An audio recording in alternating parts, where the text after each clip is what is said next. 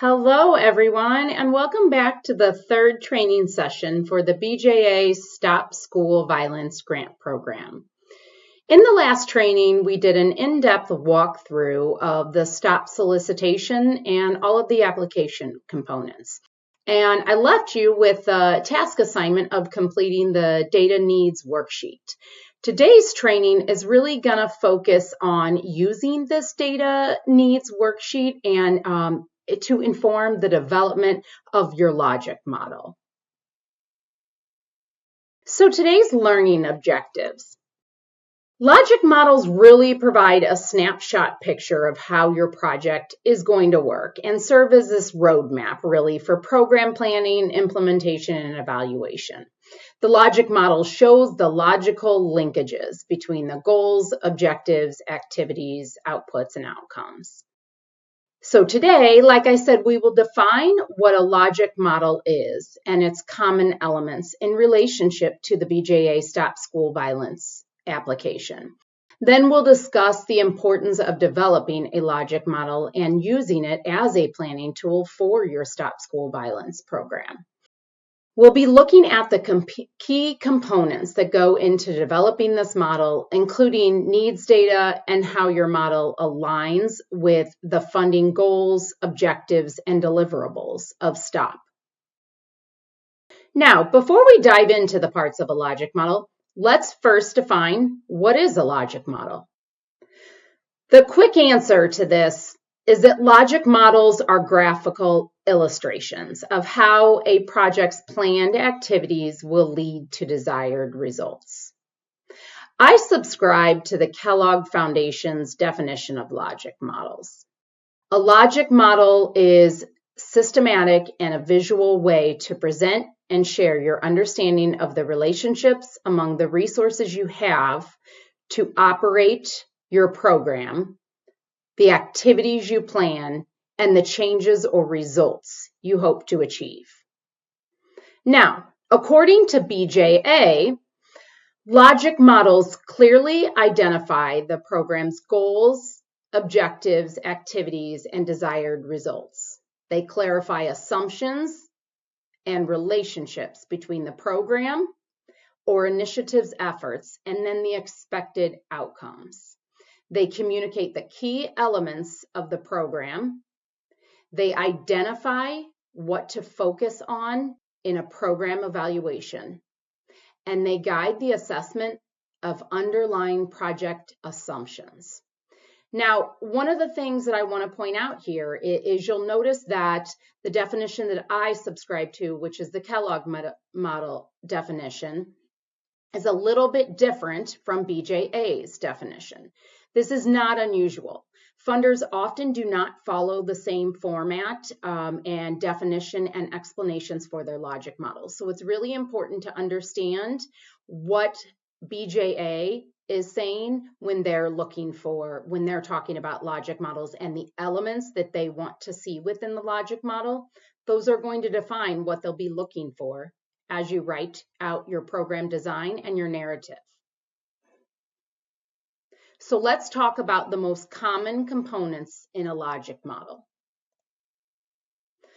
Goals are high-level statements about what you seek to achieve with a project or program. They represent aspirations or high ideals. I think of a goal as dreams and wishes you want to see achieved. Goals should be specific enough to provide purpose, direction, and framework for your program, but broad enough that they encompass all of the activities and outcomes of your program. Objectives are another common component in logic models. Objectives break down the steps needed to accomplish the goal. These are not yet quite details of how you're going to do it, but rather objectives provide a breakdown of the goal into more achievable parts. Additionally, objectives need to be SMART, which is specific, measurable, attainable, relevant, and time-based. Specific means you're naming your specific population. Who is being served by these activities? Measurable means you're quantifying the change that you want to make or see within this target population. And don't forget numbers. If you're measuring, numbers should be in here, something quantifiable. Attainable means don't promise too much. Some would say under promise, over perform. I would tell you to determine what's attainable based on historical data, or if you're new to delivering the service, or if it's a new program or activity, what does the research say you should be accomplishing? Relevant means how does this outcome relate to the problem, your mission, and the funder's mission and purpose? Do your outcomes agree with the funder's theory of change, where they describe what they want to accomplish with their funding? And then time bound is the time frame for the particular objective. And then activities are another common element of the logic model. And these are the what will be done to achieve these objectives. So you're breaking it down further from your goal to your objectives, and then to your activities, how you're going to do it. These activities can be actions, processes, tools, technology, events. The next common component is outputs or deliverables. These are direct results of your project activities. For example, this might be a direct counting of the activities. So how many people you will reach through this service? How many people will attend this training session? How many sessions will be conducted, etc. Then lastly, in the logic model's common elements are the outcomes. These are the results or changes expected from your overall project or program. Outcomes are often split as short-term, medium, and longer term. And the time lengths will vary depending on what your funder is looking for, or how the timeline of your program. So for example, if you have a project timeline that is 1 year, your short-term outcomes may occur within the first 1 to 3 months. And then you might have medium outcomes somewhere around 6 months, and longer term around 9 to 12 months. So this summarizes all of the common components that typically make up a logic model. Now, let's take a look at a logic model format.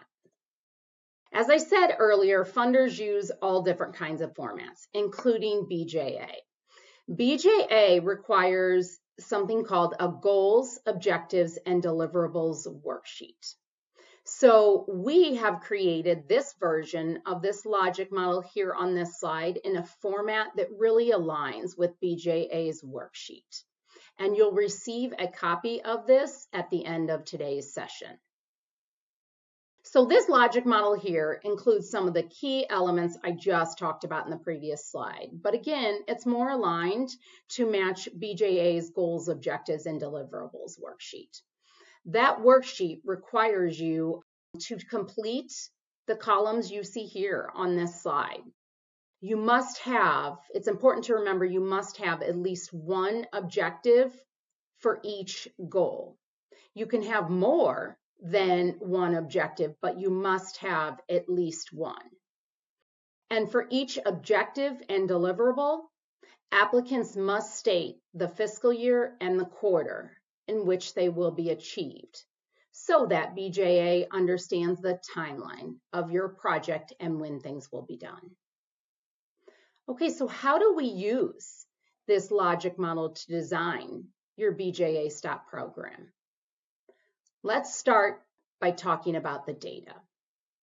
In the last session, we talked about one of the best practices being to use your data to help design your program. But what does this really mean, and how do we do it? So for starters, let's look at the data itself. As you're starting to plan your program, you want to be looking at data on your district, on your student, on your school, on your students, on your schools.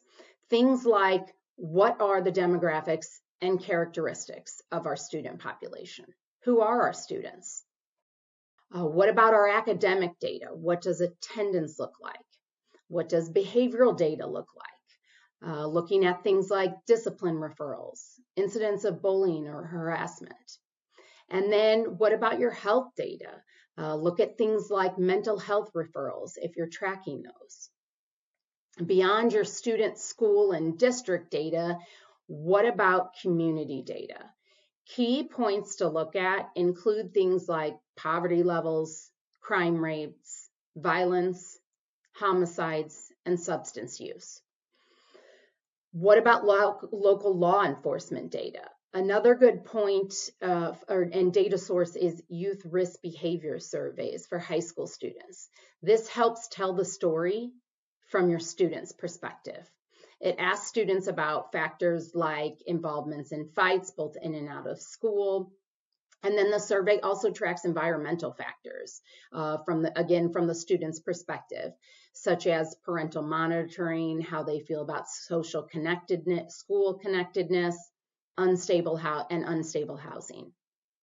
And then health data can be found often from community needs assessment and your Department of Mental Health. And this can provide valuable input on things like mental illness, provider shortages, lack of insurance.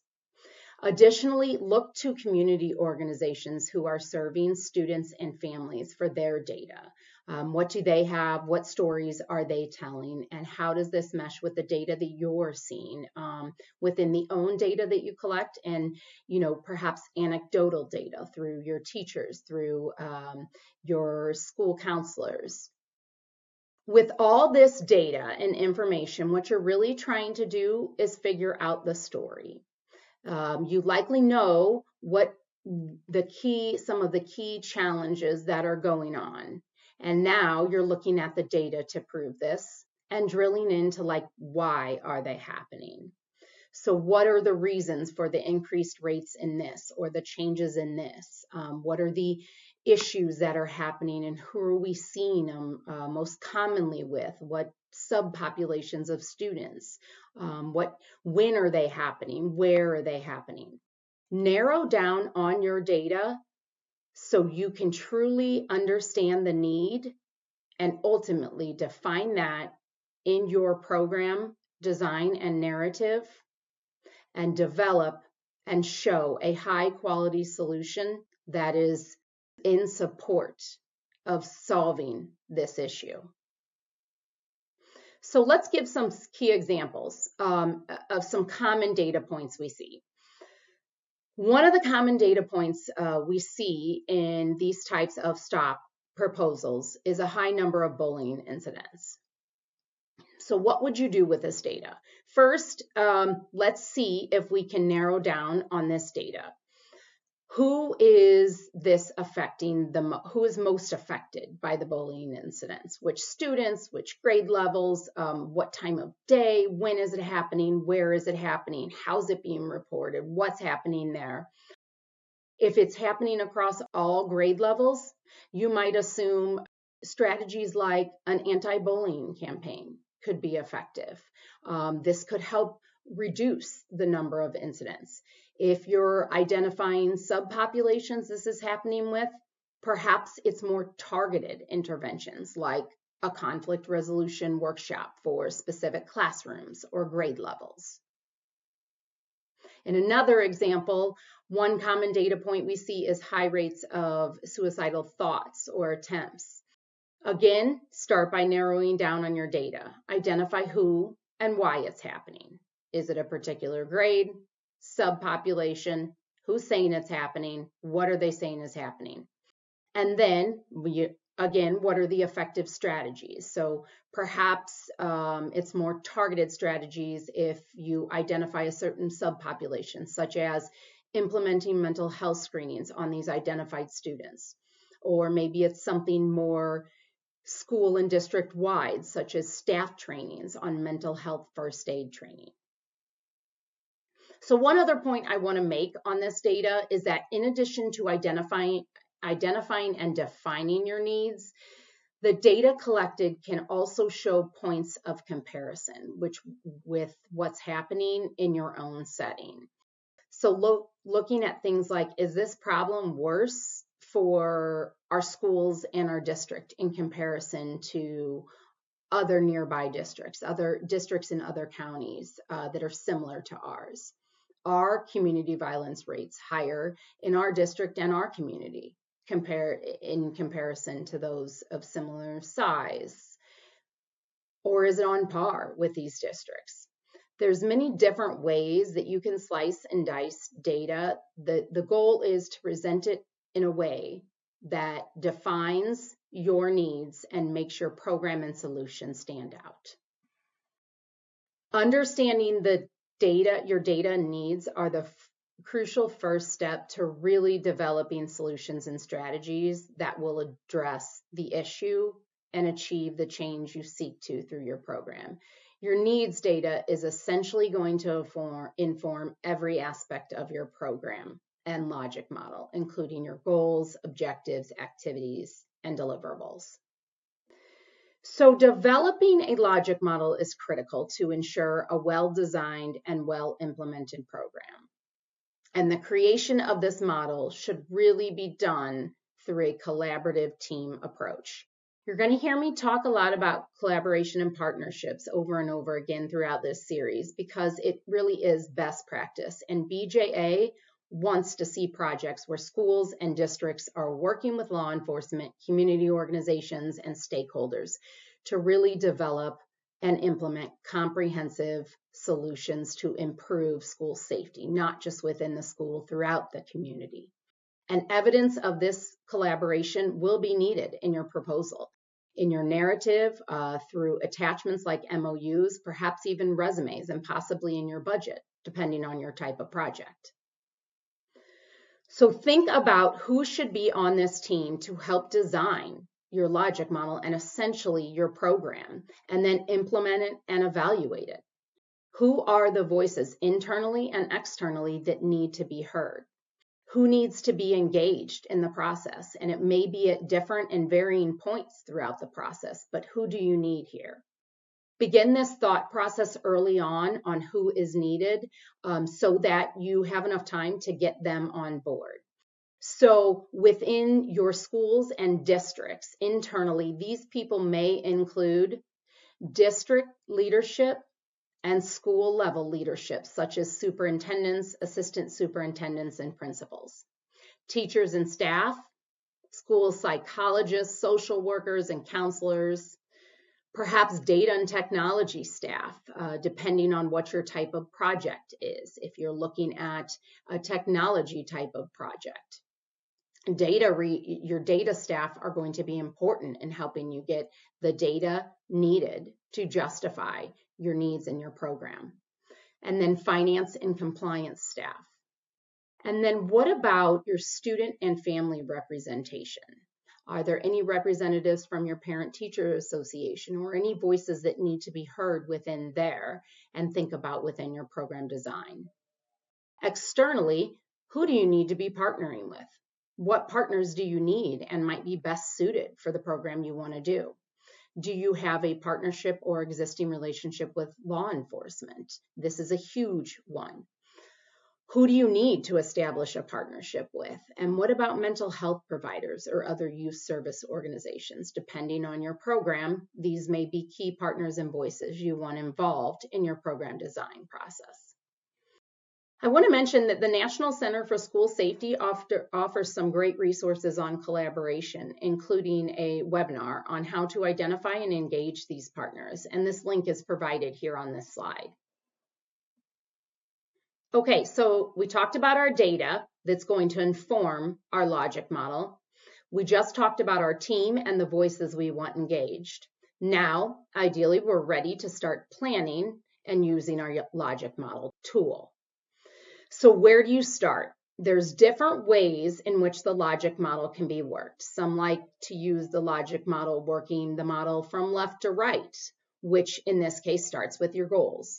Others prefer to work it backwards from your desired outputs and outcomes to then deliverables activities.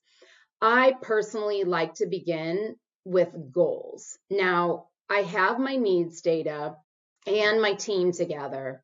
I like to begin by brainstorming with my team. Okay, we have this needs data that points to these issues and challenges. What do we want to see change? And this can help start your thinking around our high-level goals. This is called the kind of what I call if-then thinking. And you'll see this throughout the designing of the logic model and program planning. So if these are the needs, what are the goals to change this? And this questioning will continue on. If these are the activities, what are the outputs and deliverables that will result? And so on and so on. So you can see how the if-then thinking comes in. Your goals should be high-level statements about the project's intent to address the problem, and they must align with the goals and objectives outlined in the BJA solicitation. BJA requires applicants to provide a goal statement for each project objective and each deliverable, as I mentioned earlier. So your goal statement must be specific enough to define the purpose and provide the framework, but it also has to be broad enough that it encompasses your objective and deliverable. All of this is taken into consideration as you're brainstorming with your team on potential goals. It's important that your team is thinking about things like importance. How important is this goal to us? What impact will it have? And what does it mean for our students, our schools, our district? And then how well does this funding align with the funding program's intent and priorities? Examples of goal statements might be something like reduce incidents of violence among students, improve identification and response to violence and threats, increase access to student supports and services. So you can see these are broad enough to encompass the objectives and activities that can then roll off of this. One other thing I want to point out when we talk about relevancy is alignment with your comprehensive safety plan. So what are our broad goals around school safety and positive school climate? What are our current priorities as a district? What are the strategies and efforts our district is already focusing on that align with BJA STOP? This is where you're likely to have more traction with your project because you might be more likely to already have buy-in, commitment, and resources if your district is already focusing on this work and these plans. Aligning your project with your comprehensive safety plan really ensures a holistic approach that addresses multiple layers of safety, including mental health, social emotional learning, physical security. And it includes more of a collaborative approach and shared responsibility if you already have focused efforts on this work or plans to engage in it. And then it also fosters longer-term sustainability, being a part of your overall comprehensive safety plan. So as you're developing your goal statements, it's important to note that all of this has to be entered into a web-based form in the Just Grants portal. This is the worksheet, the goals objectives worksheet that I referred to earlier. And thus, it's really important to get into the Just Grants portal as early as you can, which is what we discussed in the first training on registration. Depending on the funding opportunity, there may be different objectives that you have to pre-select from. This is why it's important to get into the portal so you can see what this list of objectives is and what you have to select from as you're working through your program design and creating your goals and objectives. So as discussed earlier, when you're thinking about your project, your goals, objectives, and activities, you must be aligning with the goals, objectives, and deliverable areas that are outlined in the BJA Stop School Violence Fiscal Year 25 solicitation. You can find these in full in the solicitation on page 11, but I just want to quickly run through them because we went through these in detail in the last session, but it's really important to see overall the goal of these funds and the areas that they're focused on. Now, the overall purpose is really to improve school safety by providing students and teachers with the tools they need to recognize, respond quickly to, and help prevent acts of violence. The objectives: objective number 1, train school personnel and educate students on preventing student violence against others and themselves. Increase school safety by developing and implementing threat assessment and/or intervention teams. Implement a technology solution, such as an anonymous reporting technology. Implement other school safety solutions that help prevent school violence or improve the school climate. Train school-based law enforcement officers or probation officers who work with school-based populations. And hire personnel to improve school climate and positive responses to student behavior. And then you can see here on this slide the deliverable areas for BJA STOP that directly relate to the goals and these objectives of the funding opportunity. You can see these deliverables include things like operating the technology system, the training, and are directly reflective of these objectives. The deliverables will be specific, tangible outputs that you are responsible as the awardee for producing through your project. So as you think about your program design and you're creating your logic model and thinking about your specific activities and interventions, you want to be aligning with these deliverable areas. Okay, so next in your logic model, you're going to break down your goals into achievable parts, which are the objectives. When developing your goals and objectives, you need to ensure they align with, again, the goals and objectives and deliverables of the solicitation. And now you might ask, well, if I need to align with the solicitation, why wouldn't I just use their objectives as my own? And here's what I'll tell you. Yes, follow the solicitation as your guideline. And you may even pull key words from here, but your objectives need to be your own so that they are specific to your program. They must align with your needs, reflect your data, your target population, and be geared towards the specific things that you want to see change. Again, this is part of the if-then statement. If our goal is to implement a comprehensive school safety plan, then what is the expected outcome of that? As I said earlier, objectives need to be SMART. And one thing I always advise teams to do is run their objectives through each of the SMART features or factors. Is it specific to the population? Measurable, so you'll know if you're successful? Attainable? Is it relevant to BJA STOP, to your own needs and goals? And can it be accomplished within the time frame? Let me show some examples of strong versus weak objectives, and I think this will really help bring it to life. So in example 1 here, you can see the goal statement is to implement a trauma-informed approach to prevent school violence. The weak objective is provide trauma-informed training to better support students. So what makes this weak? First, it's not specific enough. Who will participate? What are the measures of change? And what's the time frame? Is it even realistic? Without knowing this and what changes will occur, it's difficult for reviewers to determine if the objective can be achieved and ultimately if they can reach their goal of a trauma-informed approach. A strong objective would be to implement evidence-based training for 50 school personnel and law enforcement officers to increase their knowledge of trauma-informed response by 85% by the third quarter of 2026.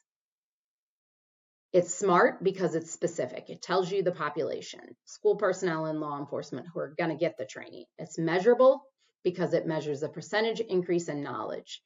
You can also say it's measurable in the number, and quantifying the number that will be trained. This quantifiable target also makes it easier to assess, is this attainable? And in thinking about setting targets for your own projects, think about your baseline data, whether it's historical data or based on experience you've seen or benchmarks or standards. For example, in developing this objective right here, key questions would be to ask, what does the school's data say from previous trainings? Or if this is new to the school, what does the research say about increased knowledge in these types of trainings?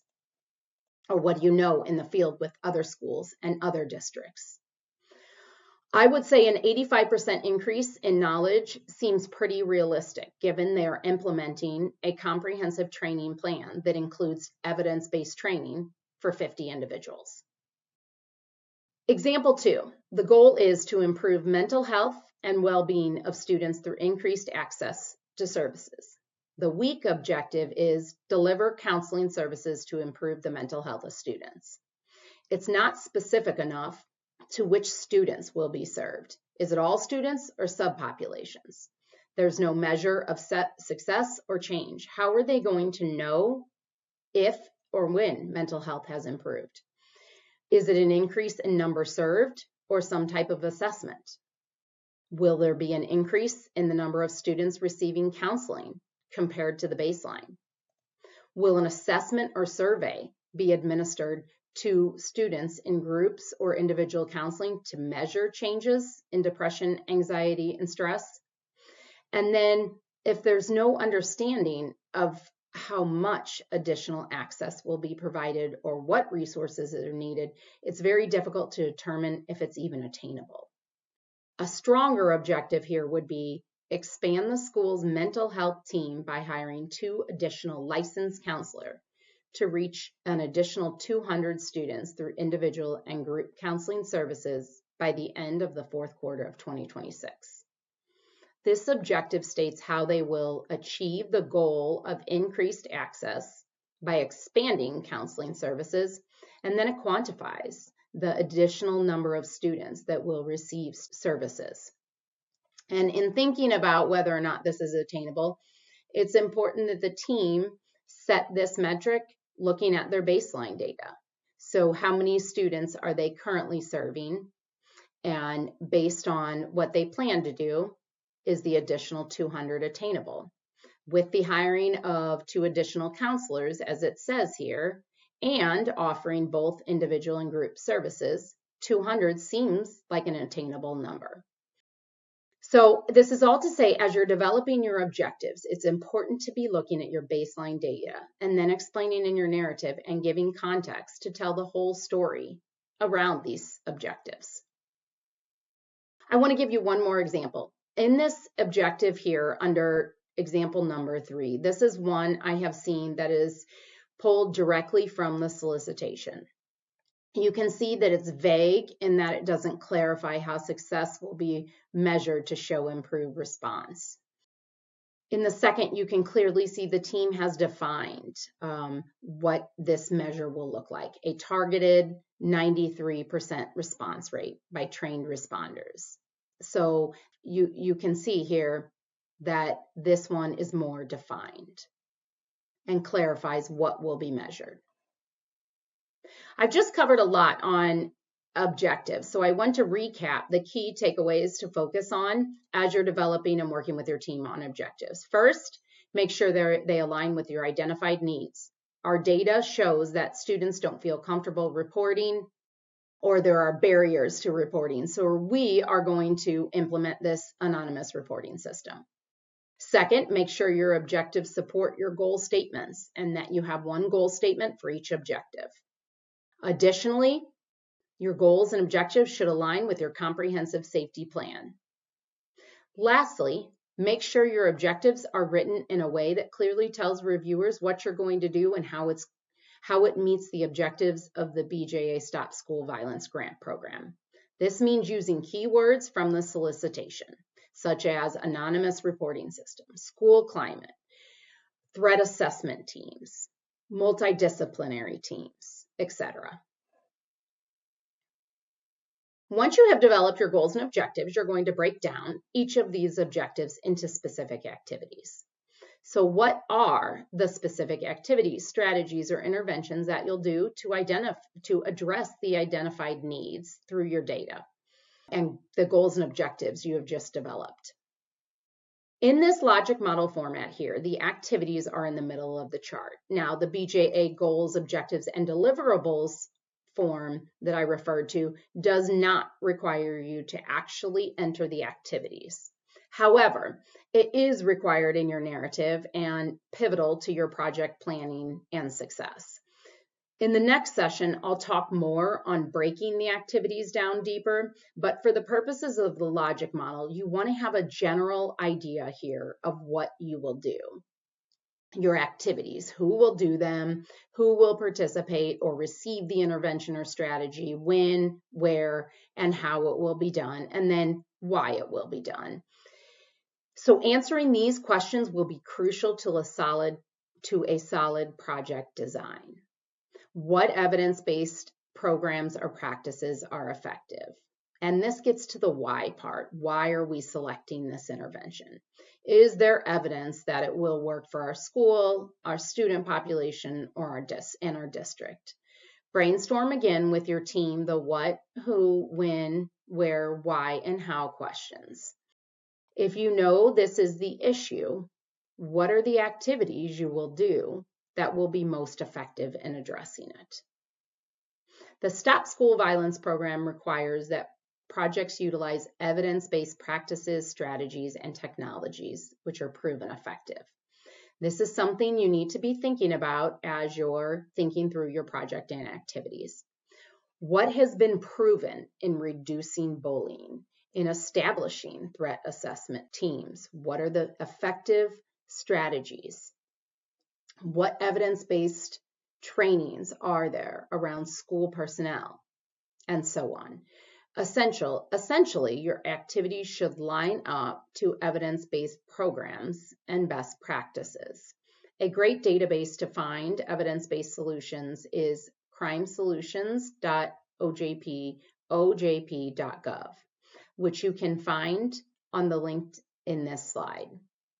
If your project will implement training for school personnel, you need to be looking at evidence-based training programs like crisis intervention, de-escalation with youth, restorative justice, social emotional learning, or other evidence-based programs in relation to your project that are proven to positively impact school safety. And an easy way to depict your evidence-based practice in the logic model, I like to put an asterisk next to the activity itself and then cite the source within the logic model. Again, while the logic model isn't due with your BJA application, you will be using the goals, objectives, and deliverables worksheet form.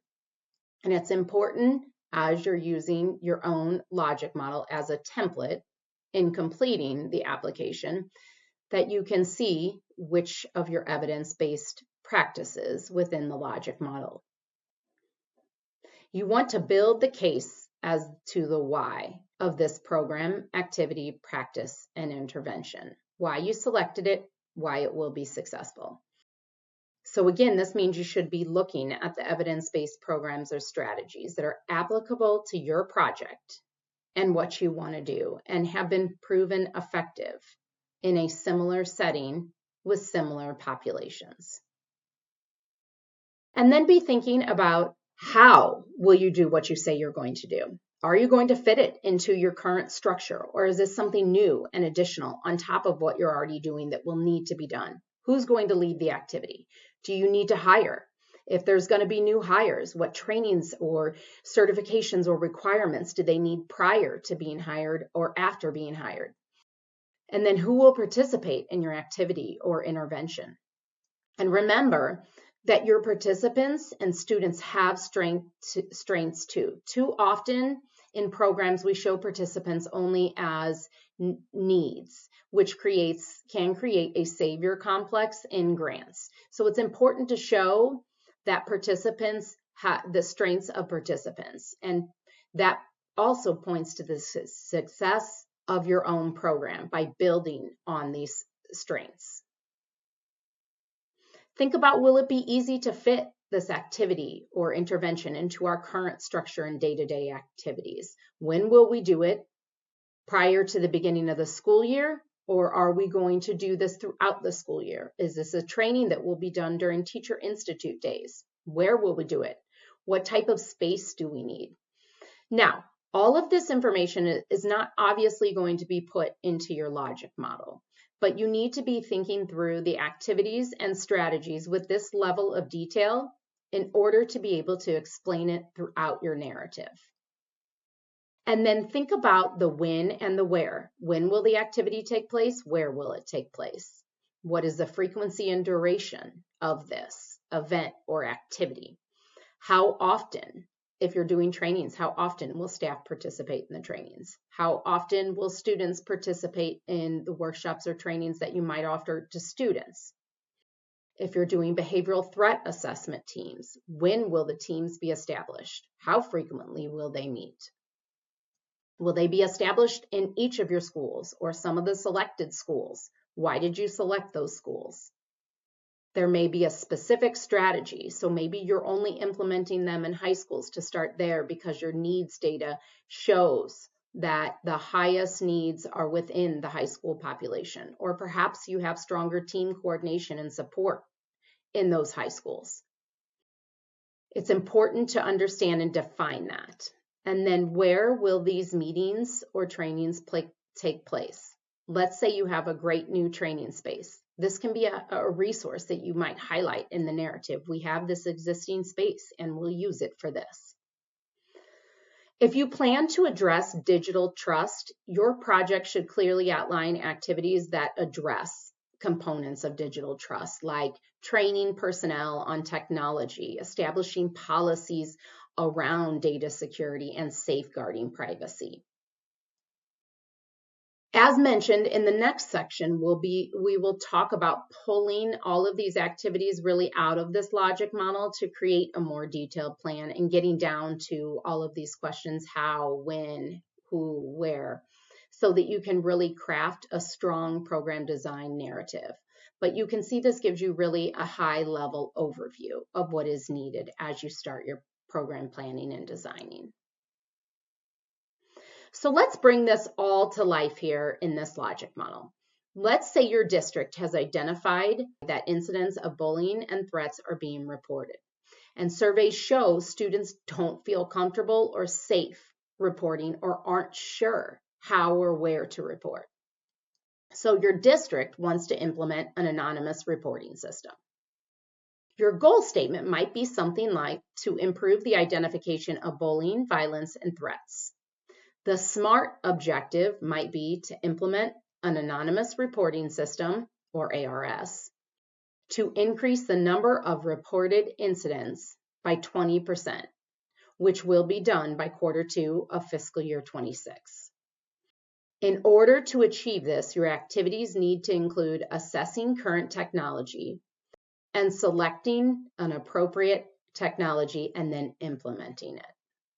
And then in order to get this system up and going, you might want to promote it to your students, your staff, families, and then train your response team and staff on using this system and data privacy and establishing policies around this. And then the deliverables are the tangible outputs that will be produced as a direct result of what will be done in your project. Again, each objective must have at least one deliverable, and there can be more than one deliverable for the objective. BJA has a list of pre-selected deliverables, as I mentioned earlier, which you will be able to see in the Just Grants system. Applicants will select from this list. Some of the examples we have seen for deliverables in this list include action plans, conferences, data sets, policies and procedures, planning and implementation guides, trainings, and toolkits. So for this objective, in this example and these activities, the deliverable from BJA's list that would match most appropriately might be software or other IT materials, and then training. As these most closely align with the activities that will be conducted in this project and the direct result of these activities. If there was not a good option in the BJA list to match your program, there is the option to select other, in which then applicants will have to type in a deliverable. As best practice, I really try to select from BJA's predetermined list. This helps to ensure alignment because this is the list that BJA is essentially going to use to report out on to gauge their success and effectiveness of their funded programs. So ideally, they want to see programs that align with this list. And then within each deliverable, you must include the time frame in which this deliverable will be achieved. So again, in this example, we're expecting the software to be implemented by the second quarter of fiscal year 26. And then the training will be conducted that same quarter and year. And the outcomes are an increased number of reports then and improved identification of potential early risk early on. In the second row here is another example. And in this one, the district wants to enhance its ability to provide timely and appropriate interventions through the implement of behavioral threat assessment teams, or BTAs. The objective is to establish the BTAs in 100% of its schools, which is, you can see, there's an expected time frame around this. Activities include selecting the BTA team members, establishing assessment procedures and protocols, developing threat assessment training, delivering threat assessment training to the team, school personnel, and law enforcement as well. Now, you can see here there are two asterisks in the second and third activities. I did this to denote these are evidence-based practices. And you can see I put my citation at the bottom of the slide. This includes the threat assessment model through the U.S. Secret Service, which is also mentioned in the solicitation and needs to be something that you're looking at if you are considering implementing threat assessment teams. So by denoting these evidence-based practices in the model and referencing them, this just helps me in crafting my logic model and thinking through the activities and knowing, okay, what research and evidence points to this or is behind this. And then the deliverables selected from BJA's list here are policies, procedures, and protocols, and the time frame in which they'll be completed. These will be developed by quarter 3 of fiscal year 26. And then the training that will be delivered. The training will not occur until after the assessment protocols have been completed, so that deliverable is listed as quarter 4 of fiscal year 26. And then the outcome is then the timely identification and assessment of potential threats.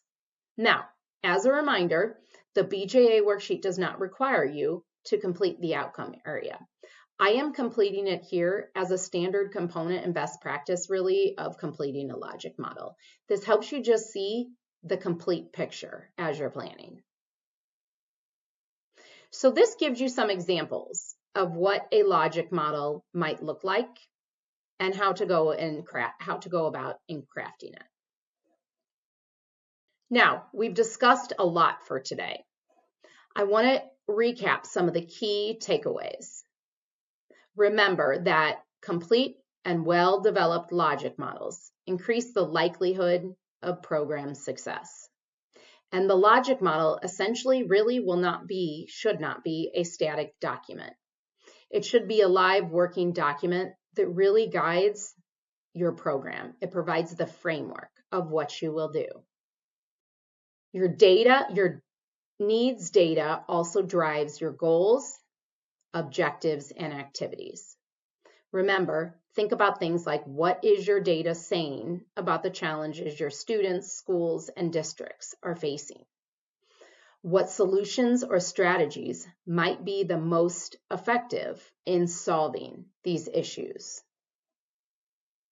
Make sure your objectives are SMART and align with BJA goals, objectives, and deliverables, including using key terms from the solicitation.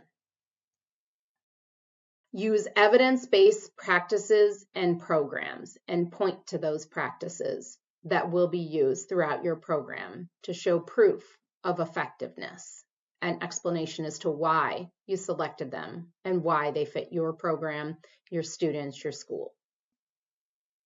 As promised, you have an assignment after today's session to complete a logic model worksheet prior to the next training session. You will be provided a blank logic model template and can use the examples from today's training to help you complete it. I want to highlight the importance of investing the time to do this assignment and create a logic model for your program. It will help you create the solid foundation for your program design and narrative. It will also help ensure alignment and consistency, not only within your program, but with this BJA STOP funding opportunity. It will also help identify and address any potential gaps there may be within your program design and structure.